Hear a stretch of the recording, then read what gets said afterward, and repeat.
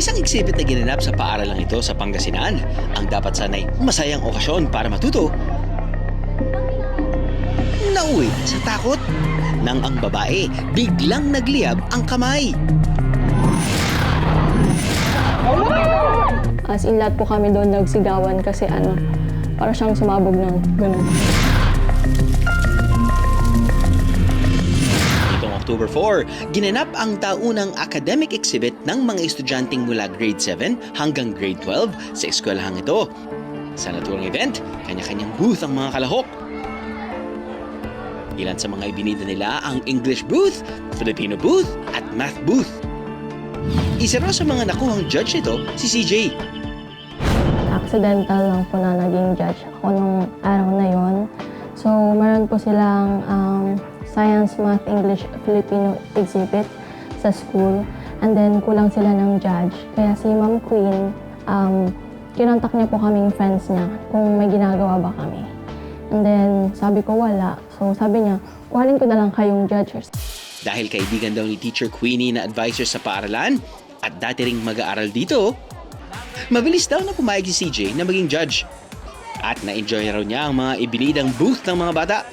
Ang ina-expect lang po namin is meron daw silang booth. Every booth, nag-prepare sila ng palaro. Sa Filipino booth, color game. Sa math, kailangan mong tandaan yung numbers. Sa English naman po, ang pinakita po nila sa amin is mga libro.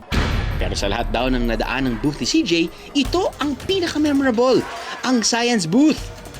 Sa science po, yun nga po yung mga experiment. Ang dapat daw kasing fun experiment, tila nagningas ng takot sa kanya at sa mga bata. Nang biglang magliyab ang kamay niya. Ang tawag sa eksperimentong ito, fiery hand. Ang goal naman daw talaga ng experiment ay lumikha ng apoy sa palad. Pero dapat maliit lang at mabilis ding mawawala. Napanood ko na po yun sa friend ko kasi siya po yung unang sumalang. Saglit lang yung apoy sa kanya. Kaya ganun na lang ang panik niya nang mas malaki at matagal ang apoy na nagawa niya. Naramdaman ko na po na mainit na siya kasi parang ang tagal mawala nung apoy. Pero ang naunang pagkakamali, nasundan pa raw ng ibalik ni CJ ang kamay niya sa palanggana na nagdulot ng mas malaking pagliyab. Ang first instinct ko noon, ayaw mawala nung apoy. Binalik ko siya sa may planggana. Which is mali kasi nandun pala sa planggana yung source ng yung butane po. Yung nagpapaapoy, kaya siya lumiyab. Meron pong tubig actually, pero yung tubig na pang is nasa baba. Oh no! Experiment gone wrong? Ano nga bang nasa palangganang yun? Para magawa ang fiery hand experiment, kailangan lang ng tatlong bagay. Tubig, liquid soap, at butane gas. Sa palangganang may tubig at sabon, inilubog lang ang butane gas hanggang sa bumula ito. Ang bulang ito ang ilalagay sa basang kamay at sisindihan. Hindi ko po naintindihan yung instruction. Dapat pala, bula lang yung kukunin. Ang ginawa ko po, sinausaw ko po yung kamay ko, tas may tubig pa. Kaya po nung sinindihan nila yung kamay ko, umapoy siya, tapos parang ang tagal niyang nawala. Ang apoy na nalilikha sa eksperimentong ito ay dahil sa combustible material na ginamit. Yung butane gas po natin ay isa siya kasi klase ng hydrocarbons. So, dahil ito ay magaan at maliit, siya ay nasa gaseous state at meron siyang kakayahan para matrap o mailakip doon sa bula. Ngayon, yung mga butane gas natin, sila ay tinatawag na combustible materials or mga flammable materials. Sila yung mga bagay na madaling masunog. Nung inilagay niya po sa mas malaking basin o sa mas malaking palanggana, mas marami po yung concentration ng butane molecules doon at nagkaroon ng heat transfer. Naisip ko, hala, mali ako yung baka masunog yung mukha ko. Malaki man ang apoy, hindi naman daw ito nagdulot ng injury sa kamay ni CJ. Pero bakit nga ba hindi napapaso ang balat kapag ginagawa ang eksperimentong ito? Dahil po yan sa surface tension na meron sa dishwashing liquid natin.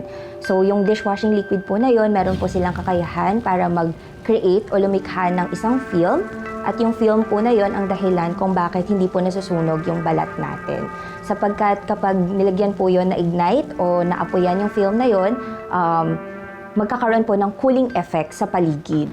Ayon din sa eksperto, mabilis din naman daw na mawawala ang apoy na ito dahil sa oxygen reaction. Nawawala po yung apoy na yon kapag na-exhaust na o nawala na po yung tinatawag natin na butane gas. Sapagkat ang tawag po doon ay vaporization process. So kapag yung liquid po ng butane o yung vapor ng butane ay nawala na, nagkaroon na ng combustion reaction, mawawala na rin po yung apoy. Ang payo naman ng eksperto, para makaiwas sa posibleng sunog, importanteng maging maingat kapag gagawa ng kahit anong eksperimento na may kaakibat na apoy.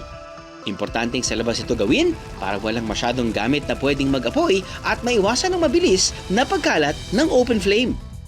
Dagdag na proteksyon din ang pagsusuot ng personal protective equipment tulad ng panali sa buhok, salamin o goggles, lab gown o apron at closed shoes. Ihanda rin ang fire extinguisher at higit sa lahat, gawin ang eksperimento ng may patnubay na nakatatanda at eksperto. Nagliyab man ang kamay ni CJ. Nag-aalab naman daw ang kagustuhan niyang mabigyan ng mataas na grado ang mga bata dahil sa nakamamangha nilang science booth. Bigyan namin sila ng mataas na grades noon. Sila ata yung nanalo, actually, yung science. At ngayong araw, handa raw siyang gawing muli ang fiery hand experiment sa tamang paraan na.